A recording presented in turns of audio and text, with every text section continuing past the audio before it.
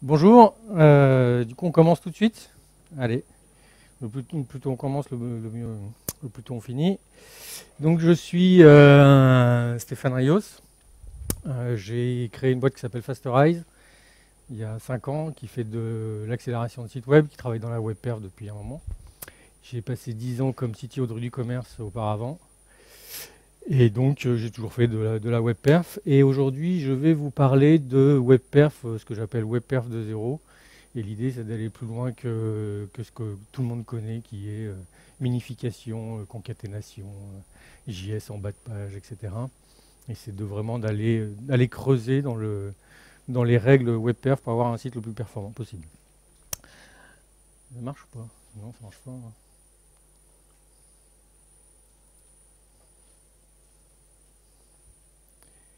Excusez-moi. Tac, ça c'est bon ça. Voilà. Alors, je commence par une intro, parce que pour ceux qui vivraient encore dans les data centers et qui ne savent pas ce que c'est que la web perf. Alors pour moi, la web perf, c'est faire que les sites se chargent rapidement. D'accord. Pour tous les navigateurs, pour tous les utilisateurs, pour tous les devices, dans tous les contextes. Et ce que j'aime bien, c'est la notion de performance perçue. C'est plus seulement de la performance technique, c'est ce que perçoit l'utilisateur. Aujourd'hui, on est de plus en plus dans ce qu'on mesure, on mesure de la performance perçue. Donc c'est afficher quelque chose d'utile le plus rapidement possible. Alors si j'ai pas mes notes, ça va être compliqué.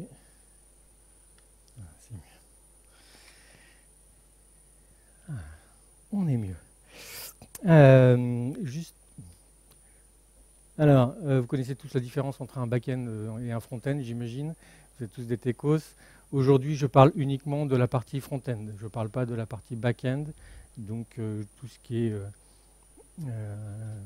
tout ce qui est cache, varnish, etc. J'en parlerai pas. Je me concentre là-dessus.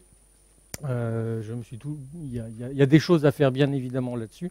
Il y a un perf user group pour ça, mais aujourd'hui je parle que front-end. Vous savez tout ce que c'est qu'un waterfall quand même, j'imagine. Vous avez tous déjà vu ce truc-là. Hein, c'est le découpage du chargement d'une page au cours du temps par le navigateur. Alors pourquoi on fait de la web perf? Alors pas parce que, non, parce que tout simplement les utilisateurs ils n'aiment pas attendre. D'accord. Donc il n'y a personne qui aime attendre. Et est-ce que je peux avoir mon verre d'eau? Mon verre d'eau, je peux l'avoir ou pas? Mon verre d'eau, je peux l'avoir ou pas? C'est pas grave. Donc on fait de la web perf tout simplement parce que personne n'aime attendre. Et que du coup ça a un impact sur le business. Alors vous connaissez tous les chiffres d'Amazon, les 100 millisecondes d'Amazon qui 100 millisecondes de plus leur coûtent 1% de chiffre d'affaires. Je vous montre juste quelques courbes, des vraies courbes faites sur des vrais clients et pas Amazon, parce que tout le monde n'a pas le site web d'Amazon. C'est une courbe de distribution des temps de chargement versus une courbe de taux de conversion. D'accord. Donc d'abord, première chose importante, c'est une distribution. Une distribution, ça veut dire que vous n'avez pas un site web qui se charge en 5 secondes. D'accord. Ça s'appellera un Dirac. Ça, c'est l'ensemble des utilisateurs chargent le site en... Voilà, il y en a 10% qui le chargent en moins de 2 secondes, il y en a 50% qui le chargent en moins de 4 secondes. Donc ça donne vraiment cette répartition. Ça veut aussi dire, cette courbe-là, qu'il n'y a pas de notion de... La moyenne a peu de réalité. Merci. La moyenne a peu de réalité, et on parle surtout, dans la web perf, de percentile. On essaye de se dire, voilà, on veut 80% ou 90% des utilisateurs doivent charger le site en moins de tant de secondes. Donc c'est vraiment quelque chose de fondamental dans la web perf, dans tout ce qu'on mesure. Alors ça a une relation avec le taux de conversion, ça aussi, je ne vais pas y arriver, avec le nombre de pages vues par visite, avec le taux de rebond également.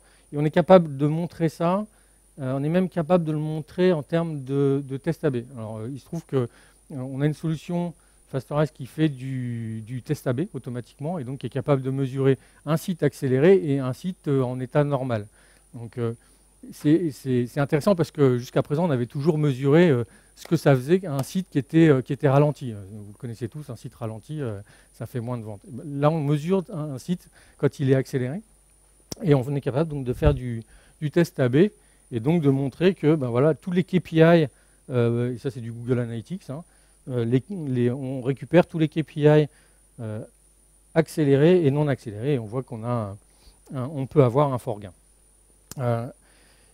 Encore une autre, ça c'est un outil qui est fait par Selexis, qui est aussi dans le domaine de la web perf, et qui montre le funnel. Donc je passe d'un produit à une étape de recherche à un login, et on voit que tous les utilisateurs qui continuent, qui passent toutes les étapes, sont ceux qui chargent le plus rapidement possible.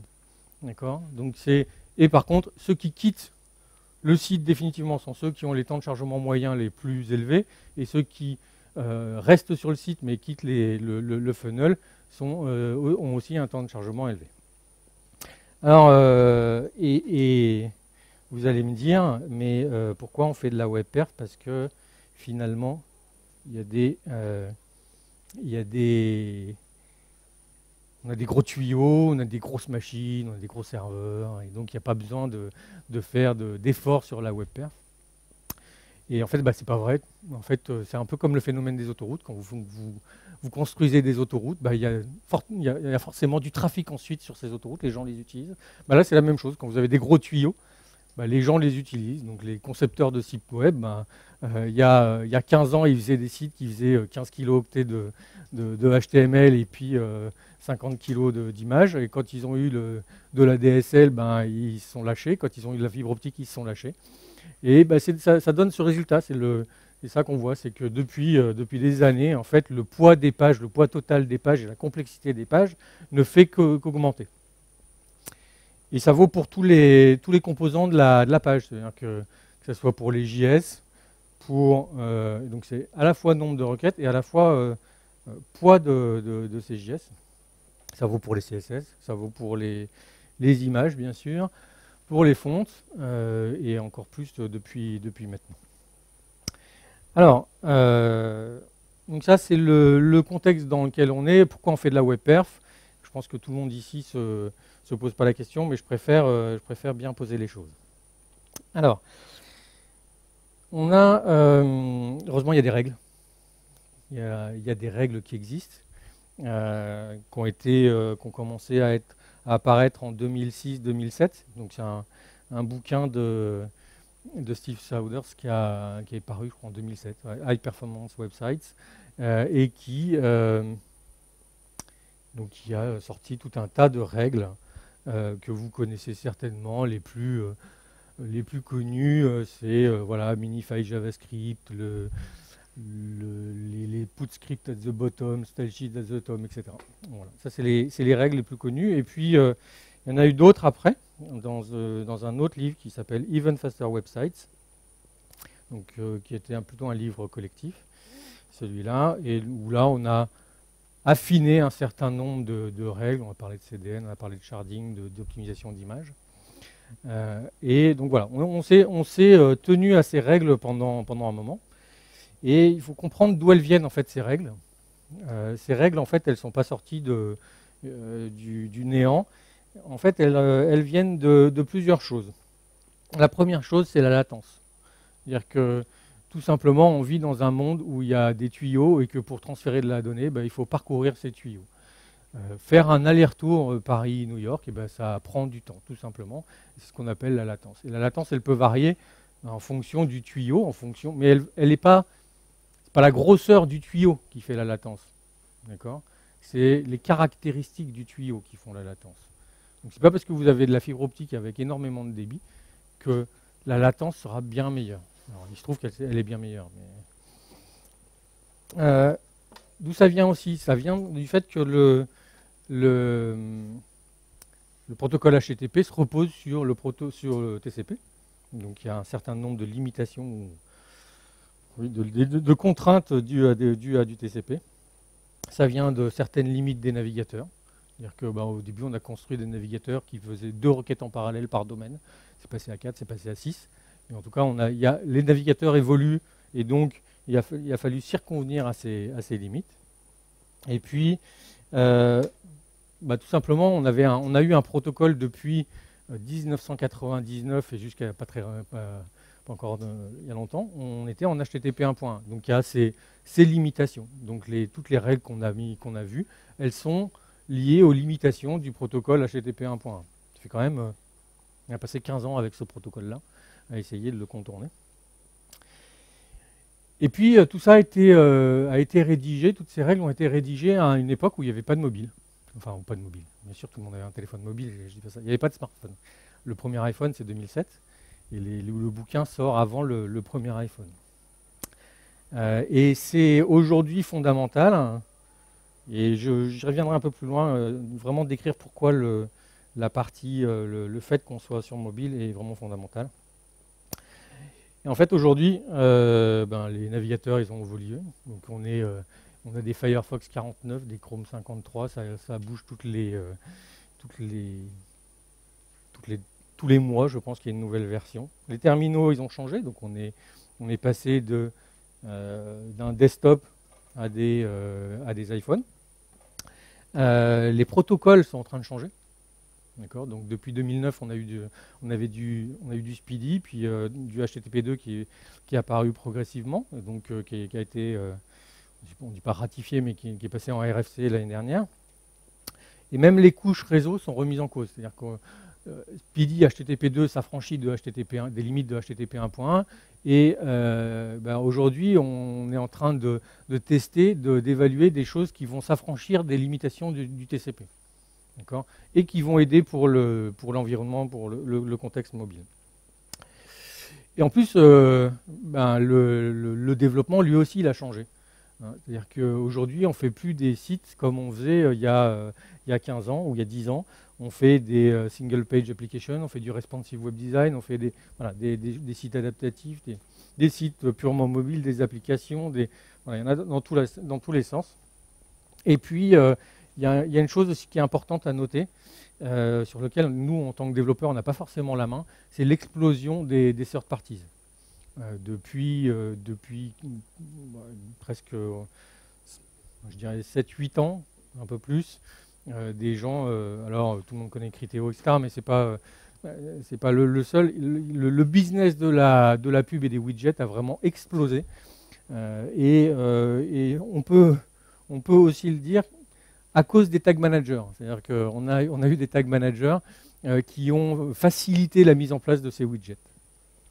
Et résultat, le tag manager qui était censé apporter un peu de la performance, c'est-à-dire de centraliser un peu le chargement de tous ces scripts-là, finalement, il a contre-performé puisque les gens se sont engouffrés dedans et ont mis des dizaines et des dizaines de scripts.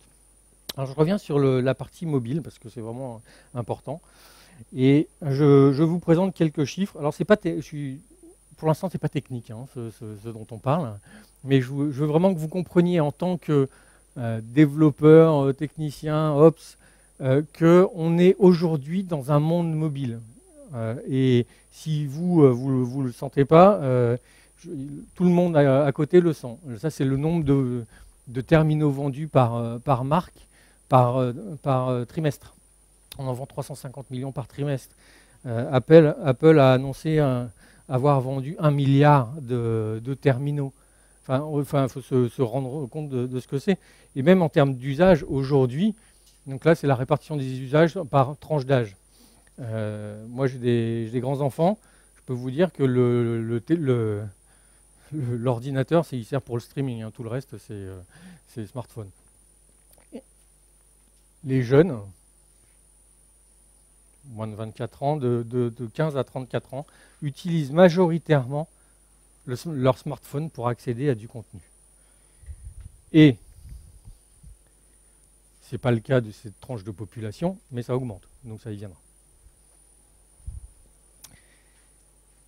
C'est marrant parce que cette évolution-là, on l'a prévue depuis un moment, ça fait 5 ans que le Gartner dit alors dans l'année prochaine, on aura 50% du trafic qui sera sur mobile. Et effectivement, c'est arrivé l'année dernière, c'est-à-dire qu'il y a eu plus de 50% du trafic qui s'est fait sur mobile. Donc ça, c'est une opération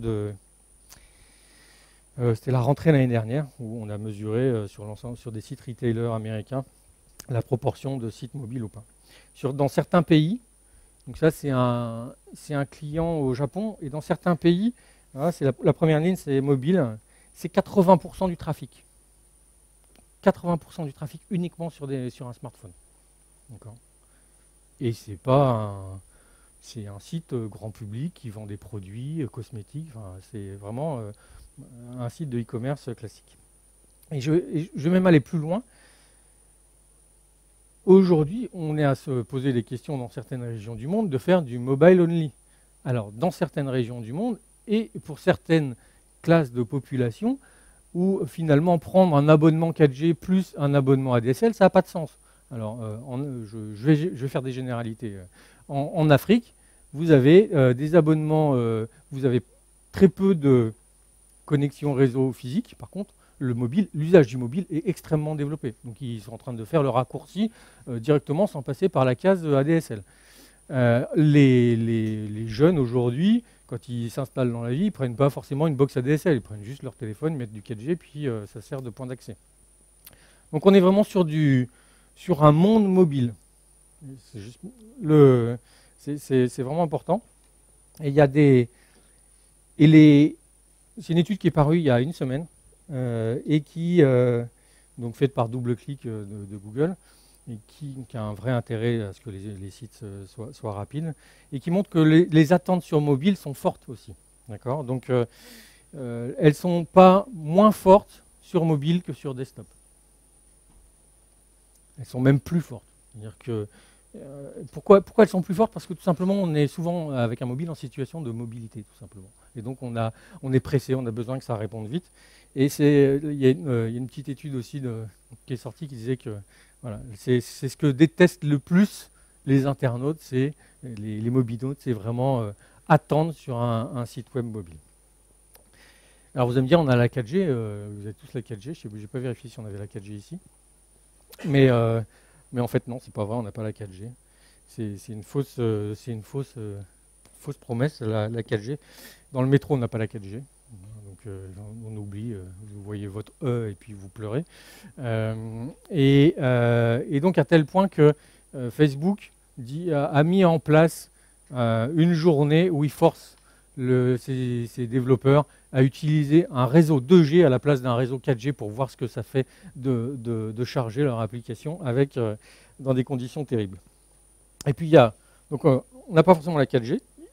Il y a un truc que tout le monde oublie aussi, c'est que des fois on explose son forfait. Et en fait, il y a une partie de la population qui explose régulièrement son forfait. Et une fois qu'on a explosé son forfait, c'est dommage, mais on surfe quasi en 3G pourri, voire en Edge. Alors, on dit oui, c'est bridé, mais c'est bien bridé. Et puis on est en situation de mobilité. Donc qui dit mobilité, c'est que j'accroche une antenne, puis après je m'éloigne et j'en raccroche une autre, je perds de la connexion.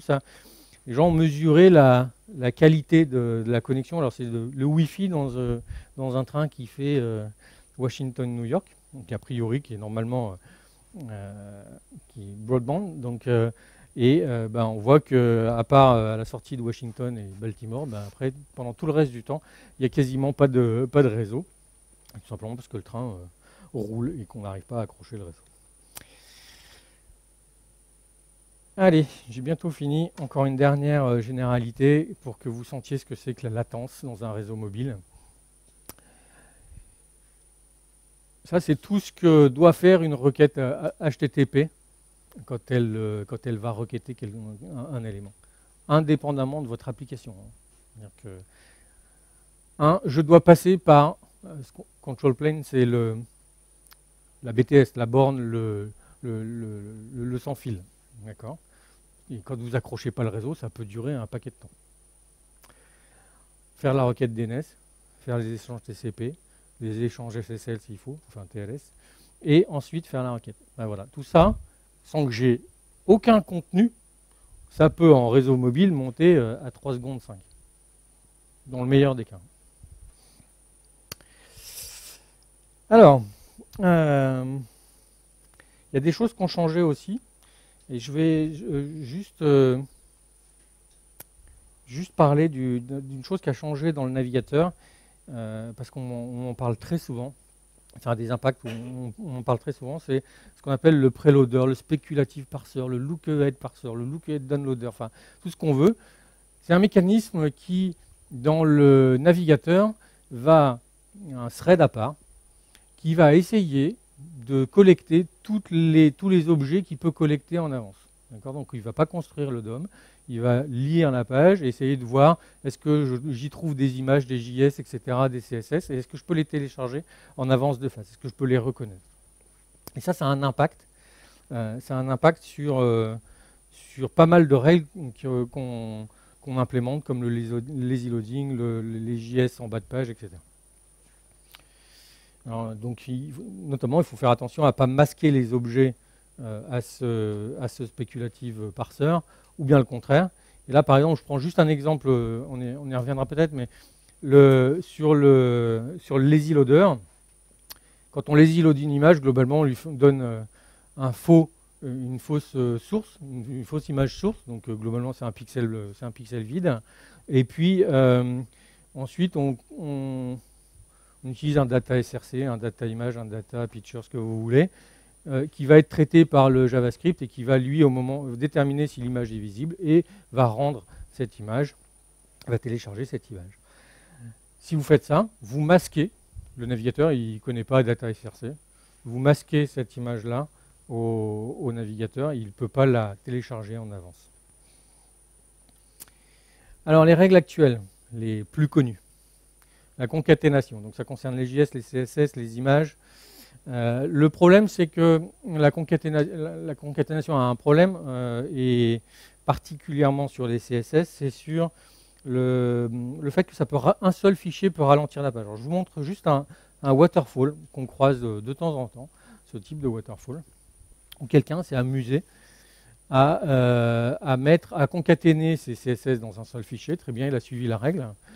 Sauf que là, vraisemblablement, il a dû inliner une fonte à l'intérieur une ou voire deux fontes à l'intérieur de son CSS.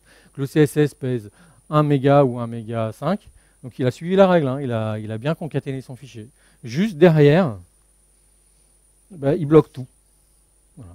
On ne peut pas faire de téléchargement en parallèle parce qu'il a pris la place. Et donc le start render, là, le moment où on va afficher un premier élément, il est reporté 7 secondes plus tard à cause de ce fichier-là. Si on avait découpé ce fichier, on prend ce fichier-là, puis on le colle ici, on aurait eu des requêtes en parallèle, moins de blocage, le waterfall qui serait arrêté beaucoup plus avant. Alors la concaténation, c'est aussi embêtant parce qu'il y a certains navigateurs qui ont des limites, donc notamment les IE9. Donc IE9, sur un seul fichier CSS, il tape des limites comme il ne peut pas plus de 4096 sélecteurs, il ne peut pas faire plus de 18 kilooctets, je ne sais pas pourquoi 278 kilooctets, il ne peut pas faire plus de 32 imports CSS dans un fichier. Et alors c'est bête, mais c'est du vécu, c'est-à-dire que quand on a mis en place la concaténation, on est tombé sur ces limites-là. Donc on a été obligé de désactiver la concaténation pour les navigateurs IE9. Et puis, alors ça a d'autres contraintes, c'est qu'on ne peut pas établir une priorité dans le corps téléchargé. Dans le gros CSS que vous avez vu, ça se trouve du CSS qui est utile au tout début de la page, puis il y en a qui n'est pas forcément utile au début, pour la page. On pourrait télécharger plus tard. Alors, autre chose, ça casse le cache. Donc, on peut faire des paquets, mais qui ne se retrouvent pas forcément d'une page à l'autre. Ça, c'est compliqué dans la concaténation. Il faut essayer de profiter du cache. En termes de maintenabilité, c'est un peu complexe. J'aime bien cette... Ah mince, on ne voit pas. Alors, j'aime bien cette image parce que le développeur, ici, il y a un fichier concaténé JavaScript. Mais vraisemblablement, il n'a pas suivi complètement tout le process, parce qu'on en retrouve encore ici. Donc il y a une question de build, en fait. Dans la concaténation, il faut trouver un intermédiaire en fonction de la taille du site, de la composition du site, quel CSS je vais retrouver sur mes pages, etc.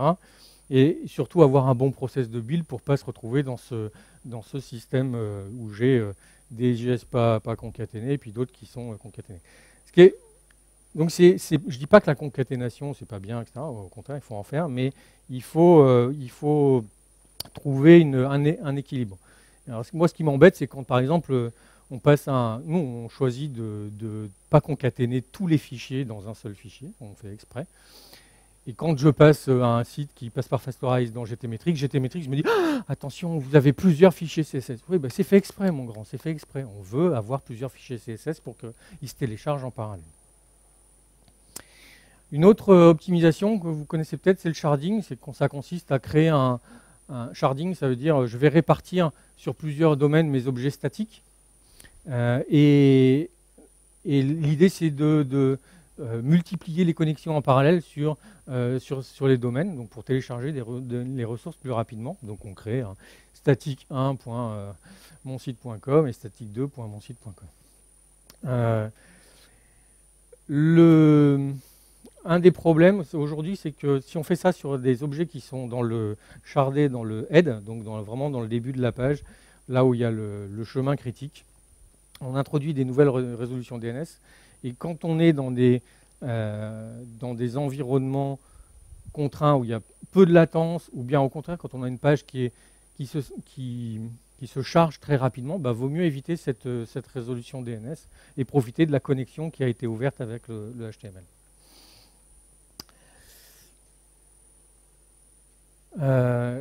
Autre technique qu'on utilise très souvent, c'est le lazy loading. Alors le lazy loading, ça marche super bien. Ça marche super bien pour... donc tout le monde sait ce que c'est. Hein. Je charge les images au-dessus de la ligne de flottaison, et puis quand je scrolle, les images apparaissent petit à petit. Donc en fait, il y a un script qui va détecter est-ce que l'image est visible dans le viewport, et puis si elle est visible, bah, je l'affiche. Le problème avec ça, donc ça marche très très bien. Quand vous avez des pages avec des longues listes de produits, ça marche très très bien.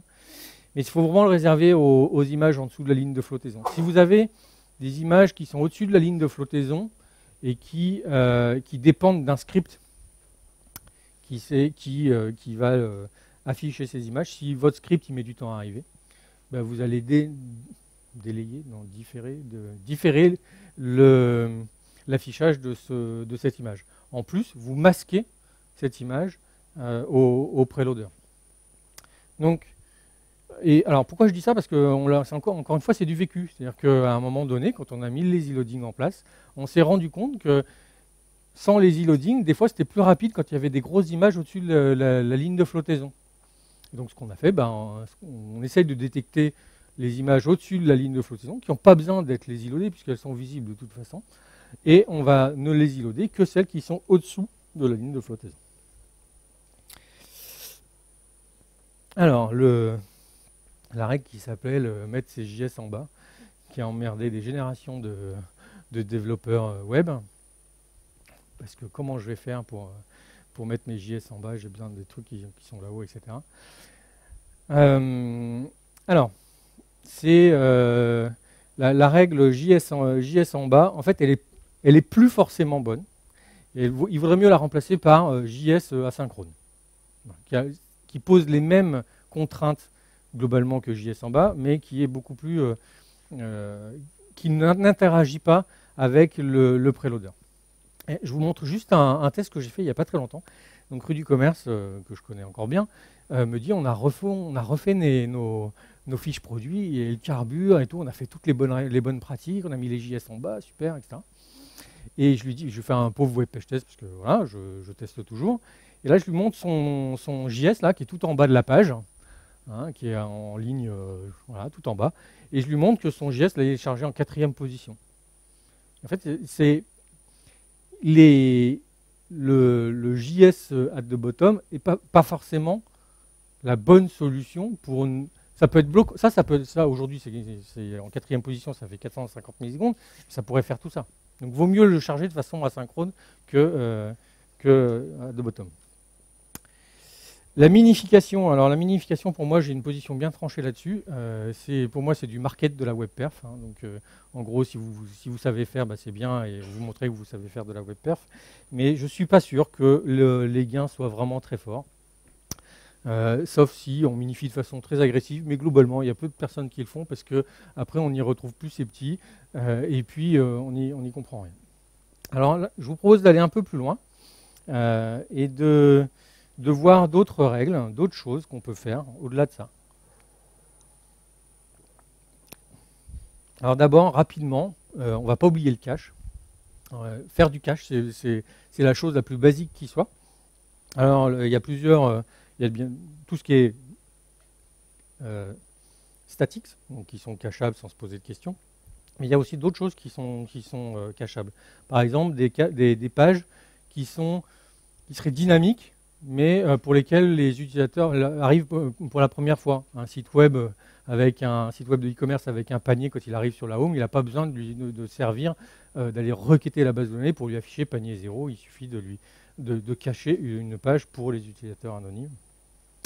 Il y a une autre technique que j'aime bien, qui s'appelle ESI ou Ajax. Alors moi je préfère faire de l'Ajax. Le but c'est de faire du cache à trous, hein, de prendre des pages, d'enlever les parties dynamiques et puis de les injecter avec de l'Ajax.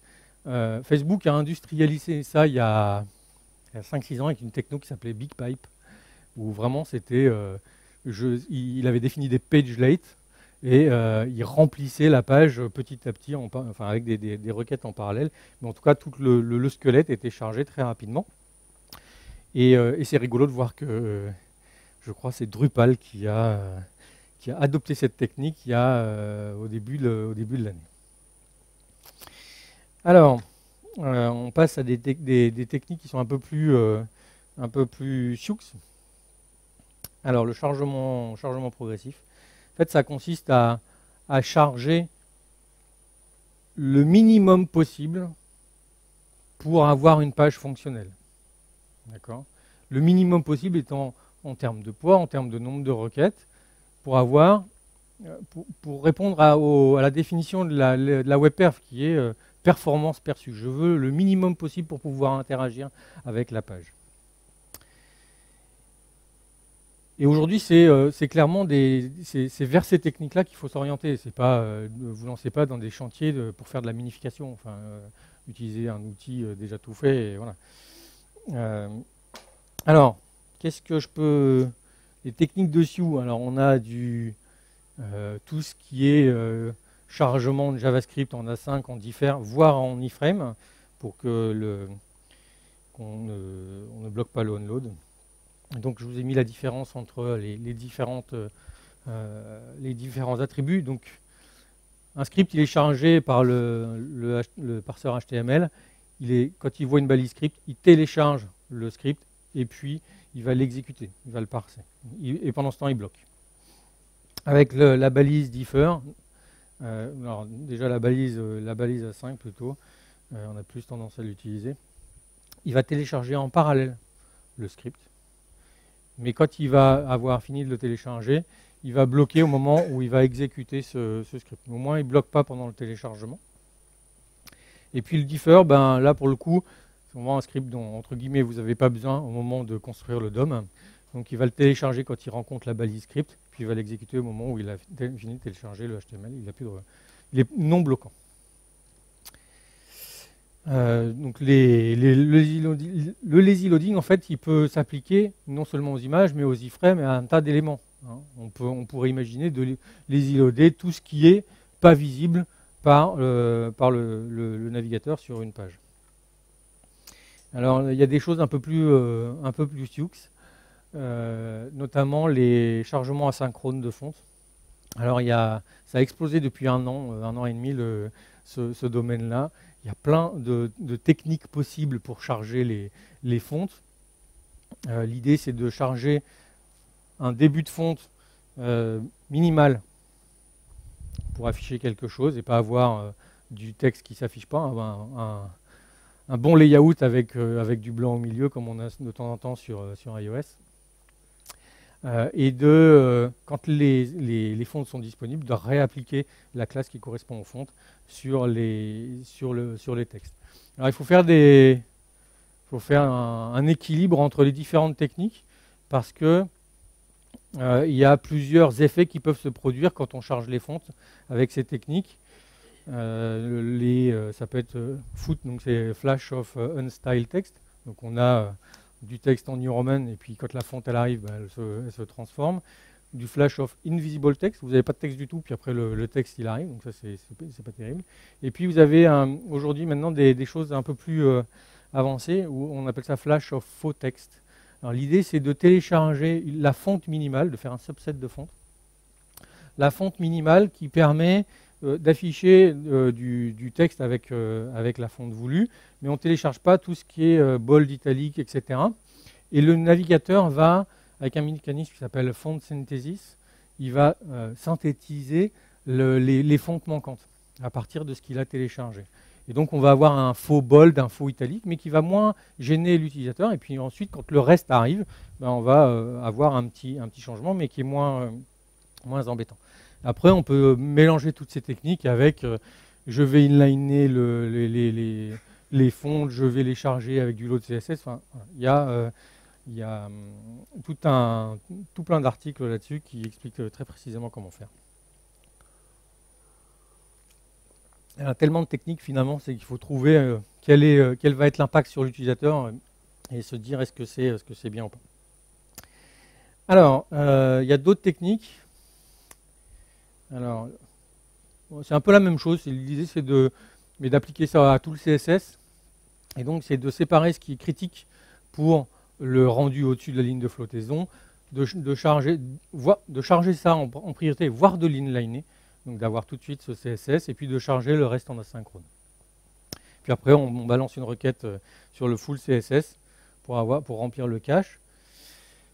On peut aussi inliner tout au moment de la first view. Donc la first view, c'est quand le cache n'est pas rempli. Et puis ensuite, détecter cet état. Quand je reviens au moment de la first view, je vais avoir des fichiers qui seront en cache parce que j'aurai chargé les fichiers ensuite en asynchrone.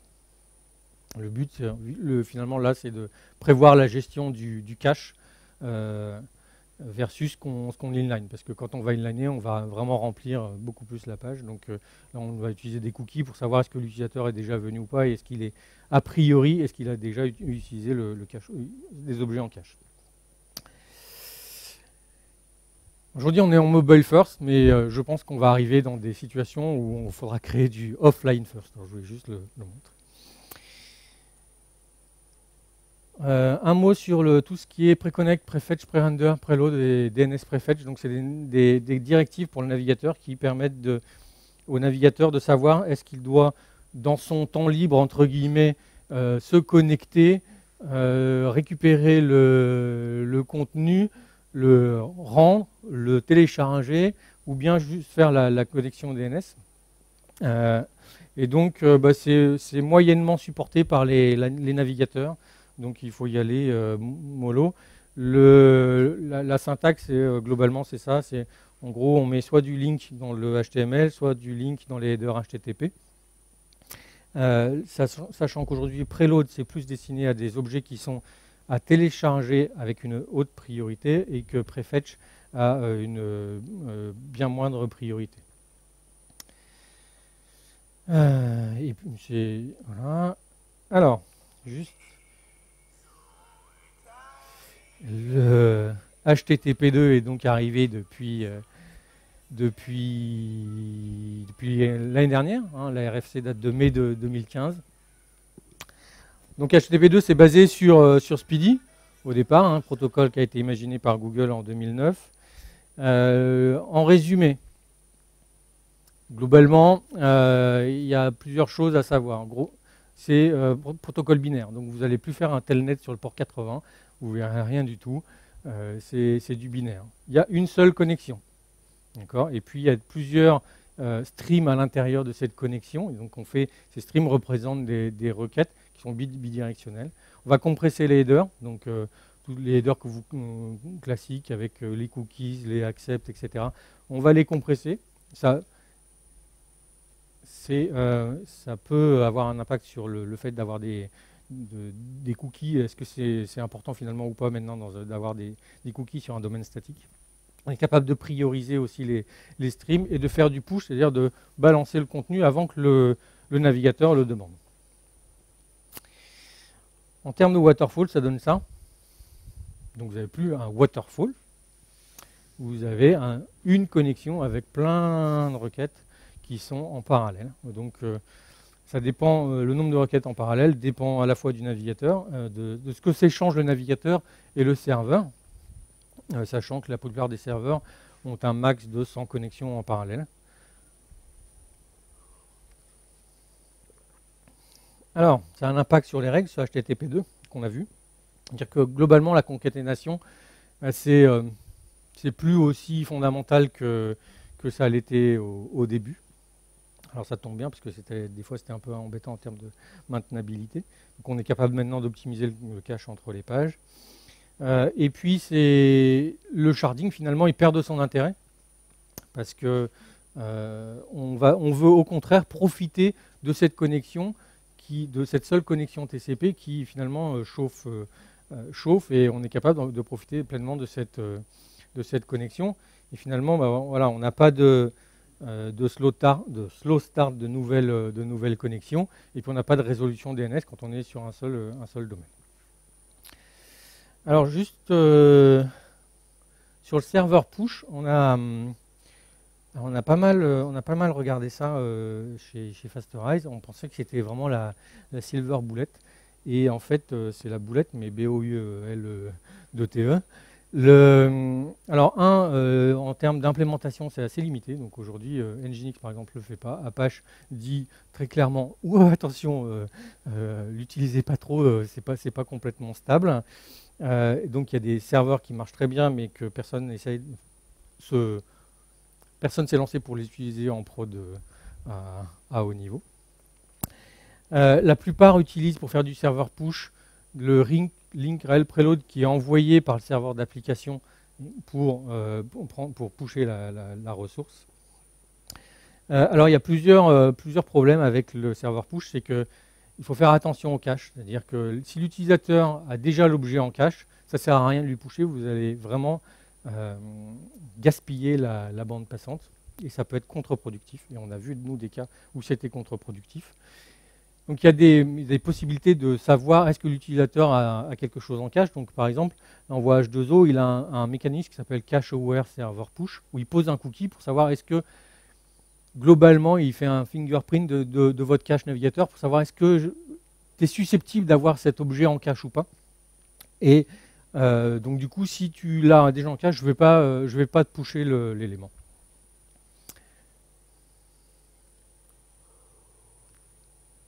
Alors il y a des mécanismes qui existent pour, quand le navigateur a déjà l'objet en cache, il y a des mécanismes qui existent pour dire attention, tu as décidé de m'envoyer quelque chose, non j'en veux pas. Sauf qu'il faut qu'il envoie son reset stream avant d'avoir reçu la première donnée, donc c'est un peu chaud. Donc il faut faire attention à la bande passante disponible, parce que finalement elle est limitée, surtout au démarrage de la connexion, puisqu'on est en slow start, on n'a pas beaucoup de bande passante. Il faut faire attention à l'ordre, et il faut faire attention au domaine, c'est-à-dire que le serveur push, il est restreint au domaine propre sur lequel on est, et pas des domaines tiers. Domaine autoritatif, comme on appelle ça dans la RFC. Donc finalement, les cas d'utilisation du serveur push sont assez restreints, et globalement, il y en a un qui marche très bien. C'est quand vous avez un serveur qui répond lentement sur le code HTML. Vous avez 200-300 millisecondes avant que la réponse arrive. C'est à ce moment-là, quand il ne se passe rien du tout, qu'il faut faire du serveur push. Puisque pendant les 200-300 millisecondes où la page HTML est calculée, on sait qu'on va avoir besoin de CSS et de JS, et on va lui envoyer au navigateur sans attendre le retour du HTML. Donc on remplit le vide. Avec les CSS et les JS qui sont critiques. Alors, autre protocole qui arrive, donc Quick, c'est apparu en 2012-2013. Ça s'appelle Quick UDP Based Internet Connections. Alors, vous savez, je vous ai parlé des contraintes qu'apportait TCP. Alors, TCP, pourquoi ça apporte des contraintes? Parce que pour se connecter, pour faire une seule connexion à un serveur, il faut faire ça, ça, et ensuite ça. D'accord? C'est le freeway handshake. Donc, c'est un peu embêtant juste pour commencer à envoyer des données. En TLS, c'est encore pire. Parce que non seulement il faut faire la connexion TCP, mais après il faut faire les échanges de cipher et les échanges de clés. Voilà, donc on fait des allers-retours pour rien. Là, il ne s'est encore rien passé. Donc si vous imaginez que l'aller-retour prend 200 ou 300 millisecondes, tout ça, ça peut durer 2 secondes sans qu'il se passe rien. Et donc Quick, on s'est basé sur le protocole UDP. Puis le protocole UDP, c'est simple. Hein. Je me connecte directement sur le serveur. C'est un peu Fire and Forget qu'on utilise des fois pour loguer dans les loggers. Hein. On utilise de l'UDP, on envoie un paquet pour loguer des choses. Et alors pourquoi on a choisi UDP?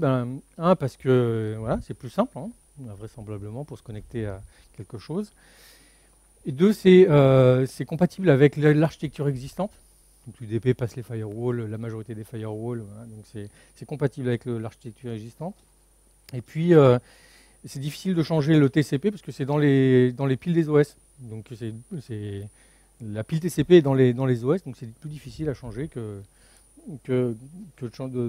d'utiliser un nouveau protocole.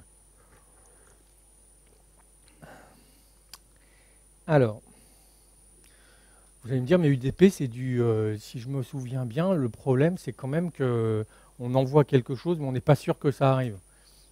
Effectivement, on n'est pas sûr que ça arrive. Ça ne veut pas dire qu'il n'y a pas des mécanismes qu'on peut améliorer, donc c'est pour ça que ça s'appelle UDP-based, qu'on peut améliorer sur ce protocole pour essayer de faire de la correction d'erreur, mais sans avoir comme le TCP, à dire « Ah, tu as bien reçu le paquet? Oui, c'est super, attends, je vais en envoyer un autre. » Voilà. Donc on peut aller plus vite que le TCP.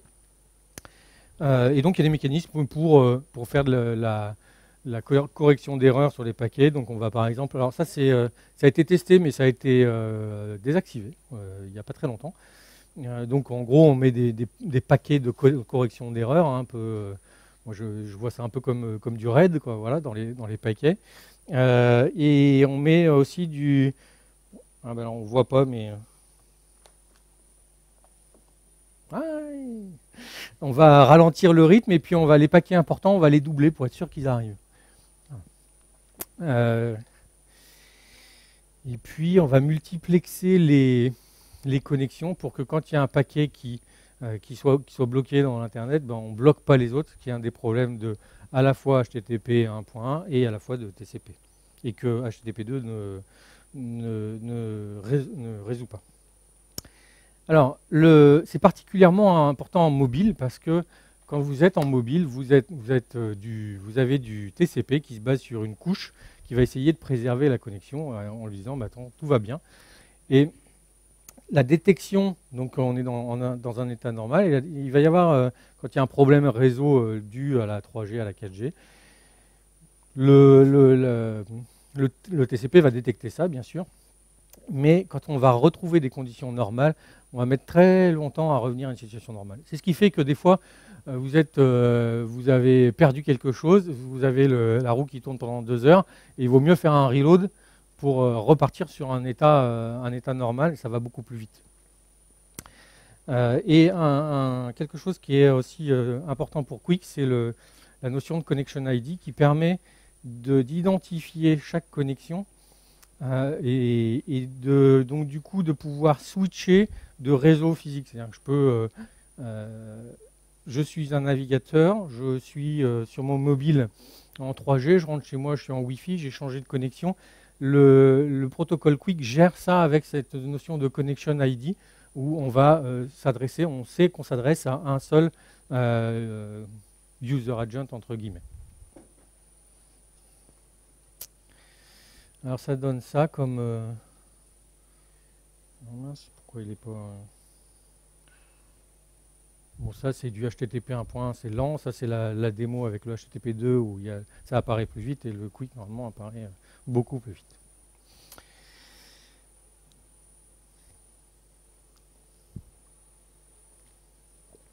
Allez, encore 5-10 minutes.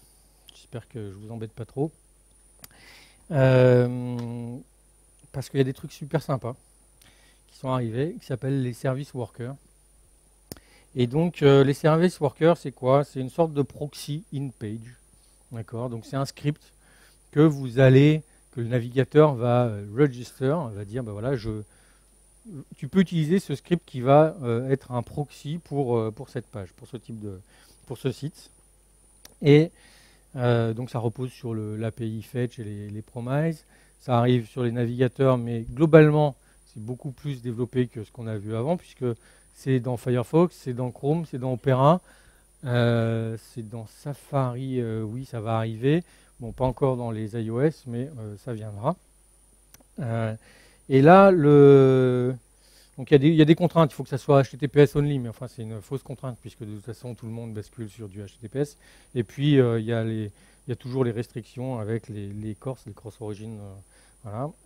Et l'usage, alors, les usages sont multiples. On peut vraiment imaginer un proxy dans la page qui va intercepter toutes les requêtes que fait le navigateur, va potentiellement voir toutes les requêtes que fait le navigateur.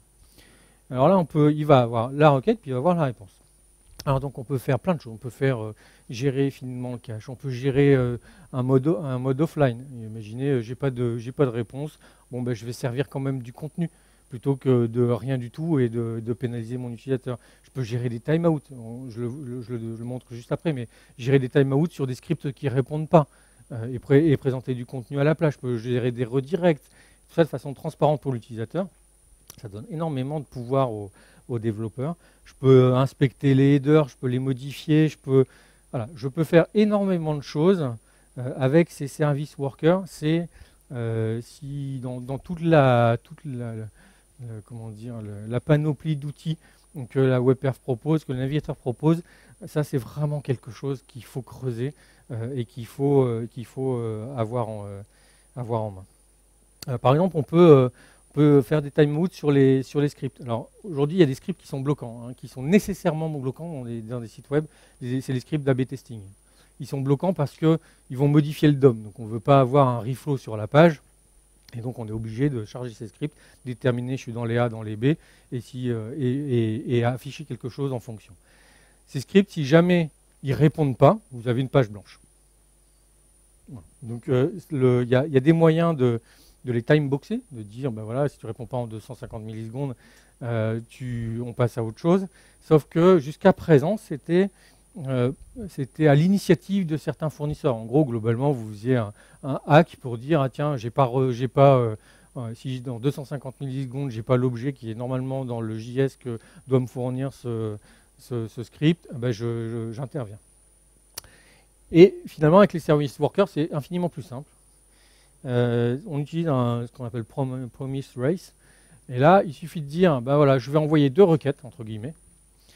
La première qui est, donc toutes les URL qui ont thirdparty.com dans leur host, je vais répondre. C'est moi qui vais répondre. Je vais quand même faire la requête. D'accord, je fais un fetch, donc avec la requête. Mais en parallèle, je me fais, moi, un petit set timeout de 1000 millisecondes qui va me dire, bah, je crée une réponse, une fake response, et si c'est le premier des deux qui gagne.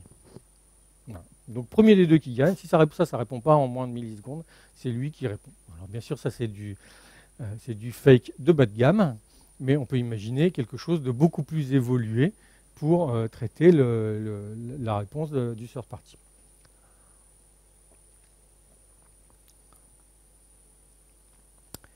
Alors, je vous ai dit qu'on était dans un monde complètement HTTPS, en tout cas qui allait le devenir. Donc il faut penser aux optimisations TLS. Donc il y en a globalement, il y en a 4. Il y a le TLS False Start. Je ne sais pas si vous vous rappelez tout à l'heure, il y avait un aller-retour en plus dans le TLS. Le TLS False Start permet d'envoyer des choses avant. Voilà, donc c'est des choses qui sont communément Voilà, il suffit globalement de mettre un flag dans la configuration de votre serveur et ça fonctionne. Session resume, c'est en gros, je ne vais pas échanger les clés à chaque fois que je reviens me connecter en TLS. Donc ça permet de gagner du temps. L'OCSP stapling, ça permet, en fait, dans le TLS, il y a bien sûr des histoires de certificats. Et ces certificats, ils peuvent avoir des parents. D'accord, il y a une autorité de certificat. Et dans toute cette chaîne, il y a des certificats qui peuvent être révoqués. Et il faut qu'un navigateur puisse savoir si le certificat est révoqué, puisque ça brise la chaîne de sécurité. Et donc, il y avait un mécanisme de liste de ce certificat révoqué, mais qui n'était pas très scalable. Et donc, il y a un online certificate status protocol qui permet de dire, voilà, je vais demander est-ce que ce certificat-là, il est révoqué ou pas. Et si vous le faites côté navigateur, vous utilisez la latence entre guillemets du navigateur, de votre connexion. Donc ce que fait l'OCSP stapling dans une collection TLS, c'est le serveur qui fait cette requête, et puis elle embarque avec la réponse, elle embarque le fait que c'est bon, les certificats en plus n'ont pas été révoqués.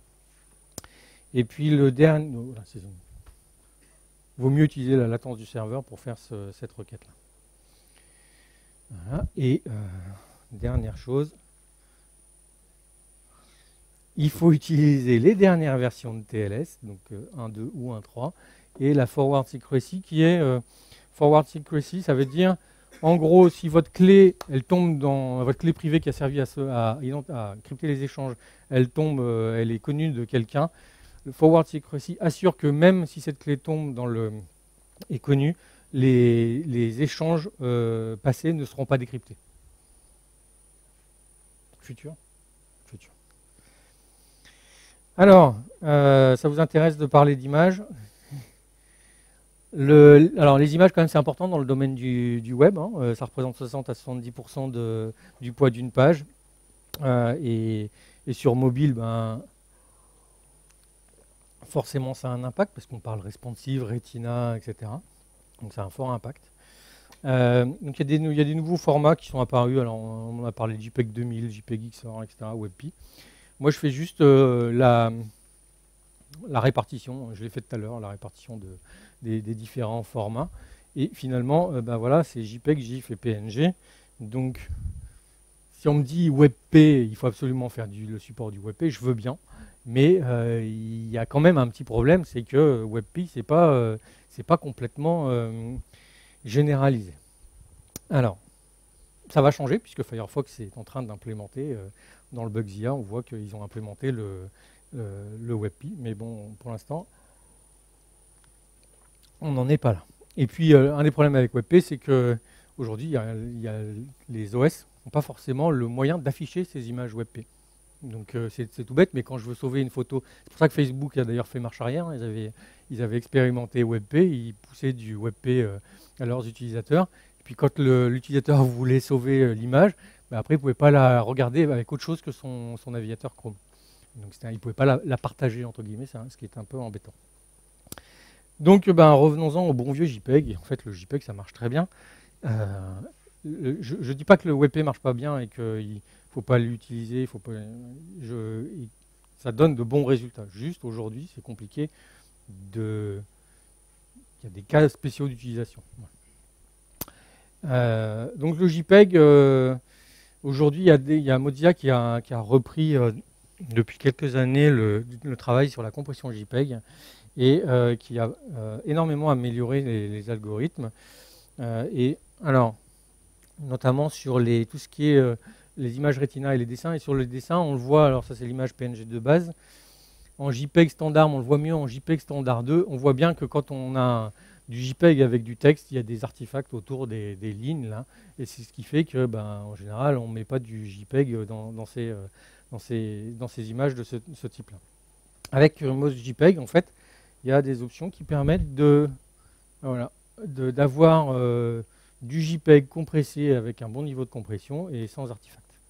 Donc c'est plus j'ai du texte, je mets du PNG et j'ai de la photo, je mets du JPEG. Surtout que Aujourd'hui, on a ce qu'on appelle alors moi j'appelle ça du JPEG intelligent. L'idée, c'est alors, DSSIM, c'est Structural Dissimilarity Image. Alors,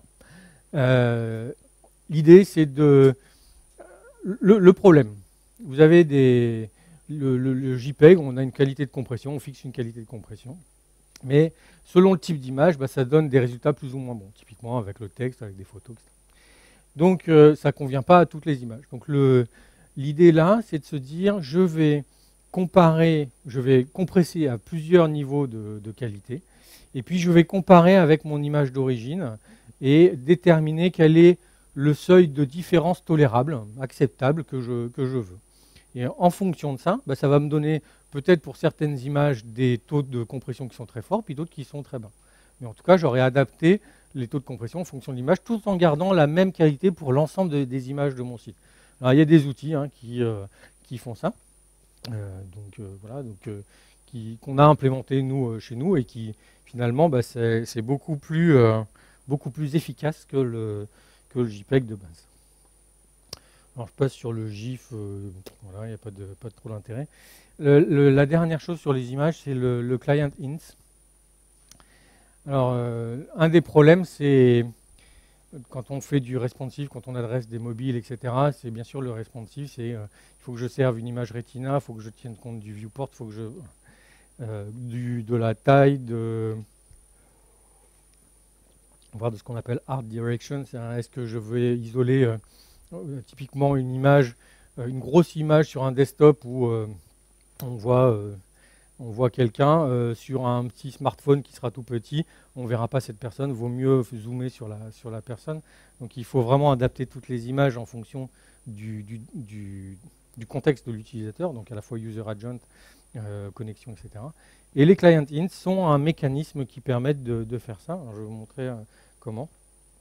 Alors, ça fait vraiment moins de code pour les images responsives. Ça, c'est un exemple de code qu'on pourrait avoir avec un élément pitcher pour tout un tas de cas possibles de contexte utilisateur, de viewport, de taille d'image, de densité, etc. Avec du client int, voilà, j'ai plus que deux lignes. En gros, j'ai toujours mon image.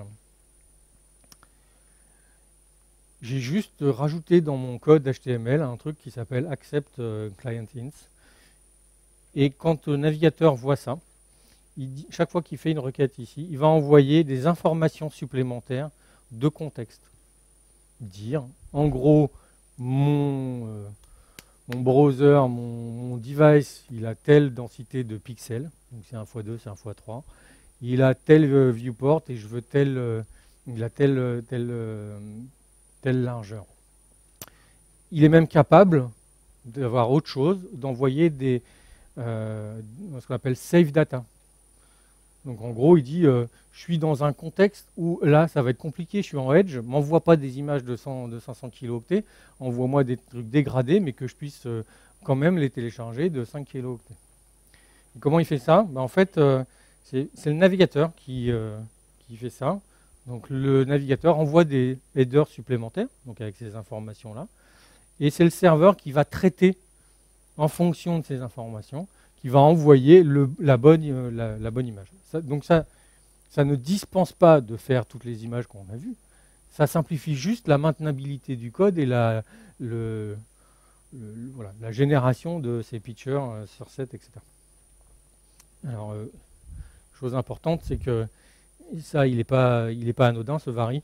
Si vous avez du cache, forcément, c'est la même URL qui est servie par le serveur.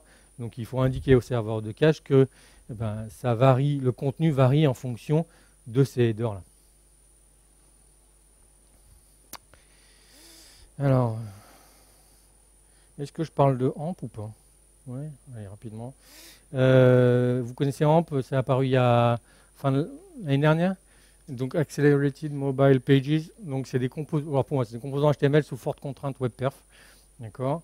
Ça a d'abord été créé pour les sites de contenu et aujourd'hui il y a des premières initiatives pour les sites de e-commerce. Donc eBay a fait des premiers tests là-dessus par exemple.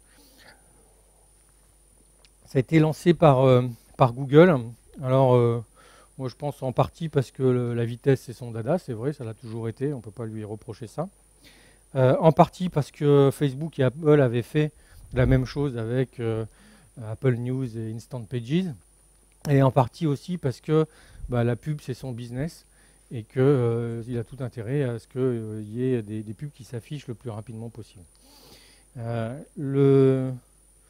Les pages, il faut savoir juste les pages AMP sont mises en avant dans les pages de résultats de Google.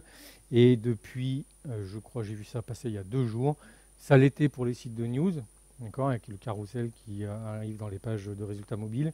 Et ça l'est également maintenant pour les pages, entre guillemets, shopping, quoi. Nouvelle métrique, non, et voilà.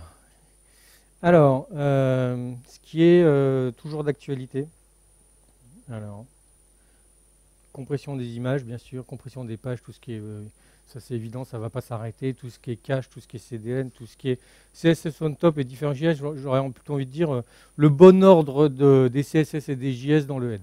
Voilà. Et les bons paramètres de A5 diffèrent dans ces objets-là. À mettre en place le chargement progressif, voire offline, asynchrone avec le moins de requêtes DNS possible, et avec un budget WebPerf. Budget WebPerf, c'est lié aux métriques, mais on n'a pas le temps. L'idée, c'est de se dire, de suivre dans le temps les performances de votre site et de se fixer un budget, de se dire, 80% de mes utilisateurs doivent avoir un start render en dessous de 2 secondes, ou de 1 seconde, parce que 2 secondes, c'est quand même beaucoup, en dessous de 1 seconde. Et de suivre ça tout le temps. Comme ça, si vous faites des modifications, vous êtes capable de dire « Ah tiens, on a dépassé le budget, c'est cette modification-là. Enlevons quelque chose ou revoyons notre code. » À prévoir, supprimer le sharding quand vous passerez en HTTP2, HTTPS. La concaténation, sauf si vous avez 50 fichiers JS, évidemment, il faudra faire des paquets de fichiers JS qui correspondent à des fonctionnalités. Le push, donc tout ce qui est inlining, push, preload, qui est finalement à peu près la même chose, mais sous des formes différentes. En gros, c'est je veux envoyer le plus rapidement possible le contenu critique au navigateur. Soit en inlining, finalement, il arrive avec la page HTML. En push, il arrive, c'est le serveur qui l'envoie au même moment que la page HTML. Et le preload, c'est le navigateur qui lit cette information et qui va télécharger. Mais globalement, c'est un peu les mêmes process, enfin les mêmes objectifs. Et puis le but c'est de prioriser vraiment ce qu'il y a au-dessus de la ligne de flottaison. Voilà, j'ai pris beaucoup de temps. Est-ce que j'ai parlé de tout?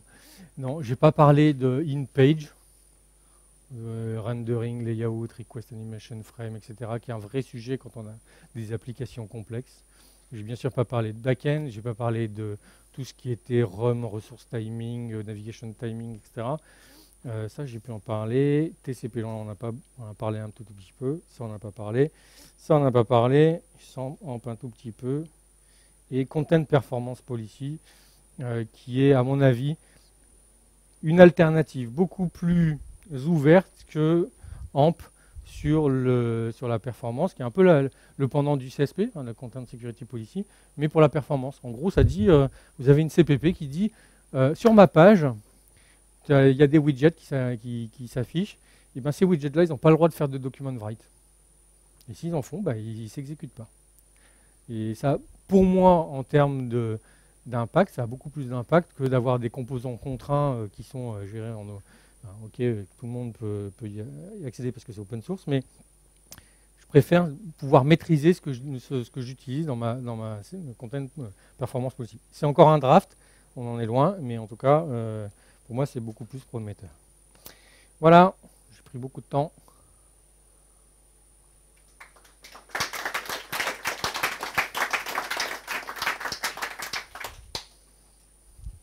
Est-ce que vous avez des questions? Concernant la minification des JS, ouais. vous disiez qu'il y avait un intérêt qui était tout relatif. Ouais, sauf si on a des commentaires comme ça. Je pense que ça dépend peut-être du contexte. S'il s'agit d'une web app, il y a vraiment beaucoup de JS. Oui. Oui, donc sur la minification du JS, je pense que s'il s'agit d'une web app, simplement utiliser quelques libs JS, un peu de Babel, et on monte très rapidement à 2 mégas, 3 mégas de JS, même pour une toute petite app, et la minification permet Du quand coup, même de on gagner gagne énormément. 25%, 30%. Je pense que ton conseil, c'est plutôt pour des sites de e-commerce avec un tout petit peu Oui. de JS. Oui, alors je suis désolé, mon expérience est fortement en e-commerce. Et donc, j'ai parlé de SPA et de Responsive Web Design, mais clairement, ce que je vois moi passer tout le temps, c'est des sites de e-commerce.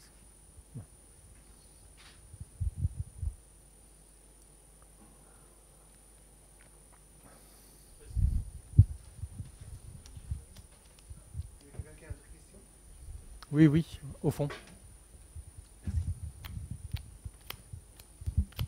Pour le passage à HTTP2, Oui. J'ai l'impression que la tendance c'est plutôt de dire certaines choses ne vous serviront plus, comme la Oui. concaténation, mais jamais d'avis tranché, surtout ne le faites pas parce que ça serait contre-productif. Est-ce qu'il y a des trucs vraiment Alors, vraiment, pour moi, la web perf, c'est pas. Un des problèmes, c'est qu'on a mis en place des règles et les gens les ont suivies aveuglément. Et j'aurais tendance à dire, je ne veux pas rentrer justement là-dedans en disant ah, ne faites plus ça, ne faites plus ci, mesurez. Il n'y a pas d'autre solution. On a plein de cas, nous, où quand on met en place des optimes, on mesure pour vérifier que ce qu'on met en place est quand même meilleur que ce qu'on a modifié. Donc, il y a la concaténation, encore une fois, si tu as 50 fichiers JS, ou 25 parce que tu as plein de petits mobiles qui chargent, ça a du sens quand même. D'accord? Parce qu'il faut plutôt que de charger 50 fichiers de 1 kilo-octet en parallèle, il vaut peut-être mieux charger des fichiers de 50 kilo-octets. Tu vois. Donc ça a du sens. Mais il ne faut pas... il faut trouver un équilibre. Voilà. Pour moi, c'est une question d'équilibre dans ces règles-là. C'est surtout ça le sens de ce que je voulais dire, c'est que faites pas de la concaténation avec tous les fichiers JS ensemble, quoi. Ça n'a pas de sens.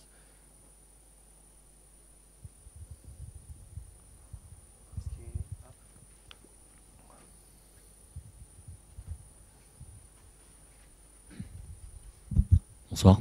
Bonsoir. Bon. Non, faut que tu parles. Ça marche? Non, ok. Quand on sert que du JSON, d'après toi, qu'est-ce qui est le plus pertinent dans tous les trucs qu'on a évoqués ce soir? Quand tu sers que du JSON? Ouais. Je sais pas, au minimum GZIP, au minimum ton JSON, tu peux quand même le faire pointer. Enfin, j'imagine que c'est du JSON qui décrit des objets, il y a peut-être des images dedans. On parle d'une API REST. Un peu de data HTML le scénario, ça va être une API REST pour une application mobile, par exemple.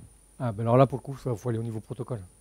C'est-à-dire qu'il vaut mieux, pour le coup, tout ce qui est concaténation, tout ça, ça n'a pas beaucoup de sens.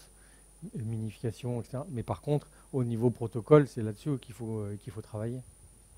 Donc il faut passer éventuellement en HTTP2 si tu as plein de requêtes en parallèle, éventuellement en Quick si vous avez des ops qui sont capables de déployer ce truc-là. Enfin, voilà. Mais il n'y a pas beaucoup de solutions. Du cache, le plus possible du cache.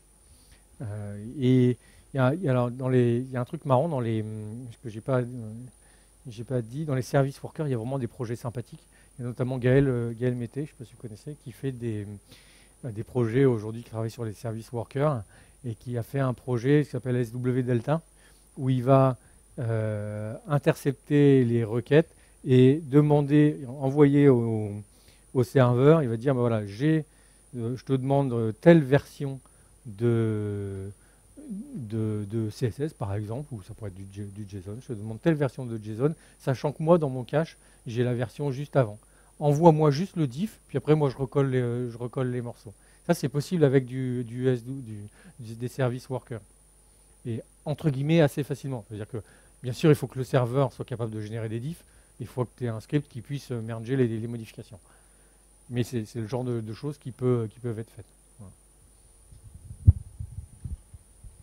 Il y a, dans ces service workers, par exemple, il y a un truc qui permet où il enlève les cookies sur les objets statiques. Plutôt que de faire des cookies less domaine, mais il le fait en service worker, et au moment où la requête elle part, il enlève le cookie. Voilà.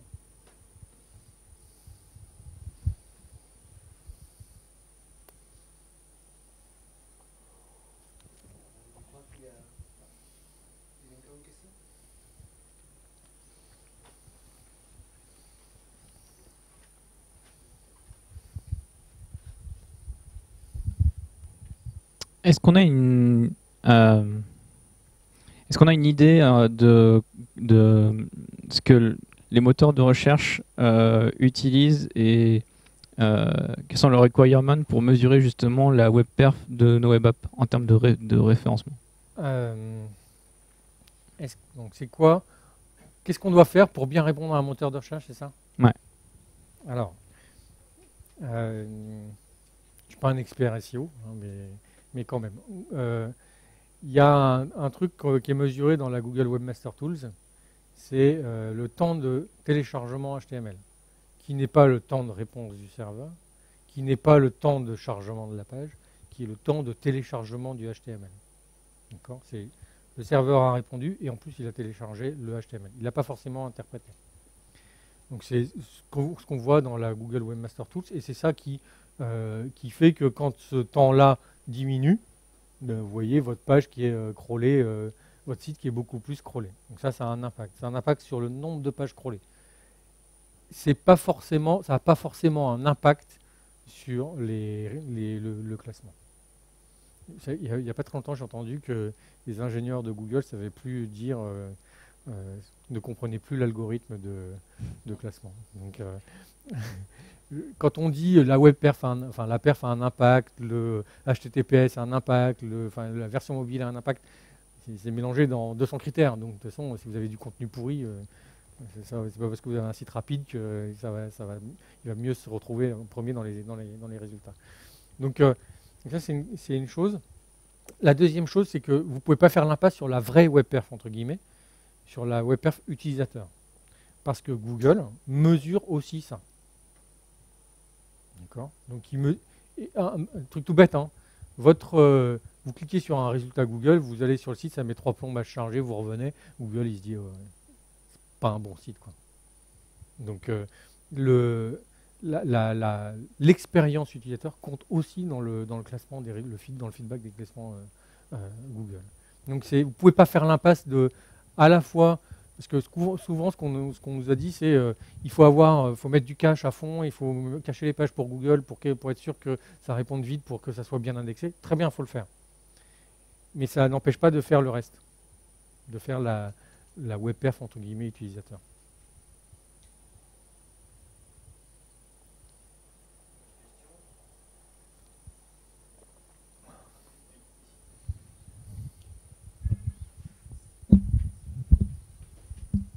Au niveau du protocole Kik, ouais. On en est où? C'est utilisable aujourd'hui ou... Je ne l'ai pas dit, mais en gros, il n'y a que Chrome et Opera, je crois, peut-être Firefox qui l'utilise. C'est pas... Et donc, vous le voyez globalement quasiment qu'avec les serveurs de Google. D'accord? Les Gmail, les Google.com, etc. Alors, vous regardez les headers dans Chrome, vous voyez un header Alt SVC Quick, et donc ça veut dire qu'il a négocié en Quick, il a négocié de s'adresser à lui en Quick. En l'état, aujourd'hui, c'est très compliqué de mettre ça en place sur un truc de prod à grande échelle. C'est-à-dire qu'il y a des libs qui existent. Il y a une lib qui a été faite par, je ne sais plus comment elle s'appelle. Bref, il y a une lib Quick, et il y a une image Docker d'un proxy Quick. Donc on peut faire joujou avec, etc. Mais il n'y a pas de déploiement aujourd'hui, il n'y a pas de serveur qui supporte Quick. Et je vais faire le parallèle avec Speedy et HTTP2. Speedy est apparu en 2009. HTTP2, la RFC, c'est mai 2015. 6 ans. Même si la RFC a 1 an, les implèmes de HTTP2 sont pas encore toutes sèches. C'est-à-dire que le push, on ne sait pas bien où on met les pieds, la priorisation des streams, personne ne le fait à peu près correctement, même dans les navigateurs. Donc il n'y a que Firefox qui gère bien la priorisation. Enfin, c'est encore, on tâtonne, quoi, hein. Donc le Quick, je l'ai cité parce que ça fait partie des nouveaux protocoles qui vont arriver. On peut y jeter un œil, on peut jouer avec, mais c'est pas prêt pour par exemple, le truc tout bête, hein, mais le protocole, le Forward Error Correcting Packet, là, en fait, ils ont dit, ouais, c'est une super idée et tout ça. Et en fait, à un moment donné, ils se sont dit, bah non, en fait, ça ralentit les perfs, quoi. Donc, ça dégrade les perfs. Donc, ils l'ont enlevé, ils sont revenus en arrière. Donc, sur le papier, des fois, ça peut être bien, et puis finalement, dans l'implème, ça l'est moins. Donc, ils tâtonnent aussi, hein. Mais le truc, c'est qu'ils ont les moyens de tâtonner, en fait, à grande échelle. C'est que les applications pour Android, ils utilisent Quick à partir de Marshmallow. Ouais. Si vous utilisez Google App Engine, vous pouvez répondre en Quick. Ouais, alors ça vaut sur mobile aussi. Il me semble que Apple va forcer l'utilisation du HTTPS pour tout ce qui est API, il me semble, et voire de l'IPv6, il me semble, il y a un truc comme ça. Donc pour le coup, pour tout ce qui est API, pour des applis mobiles, il y a des impacts là-dessus. Il faut se renseigner.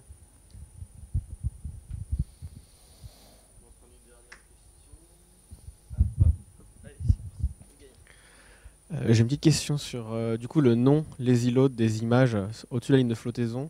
Ouais. C'est du coup ça sera un choix qu'on ferait à la main en fonction de ce qu'on veut faire, etc. Mais comment on fait pour déterminer ça? Est-ce qu'on a un site responsive mobile first et que du coup ligne de flottaison c'est quelque chose de On met très des abstrait. beacons dans la page pour dire est-ce que sur tel viewport mon image elle est visible ou pas.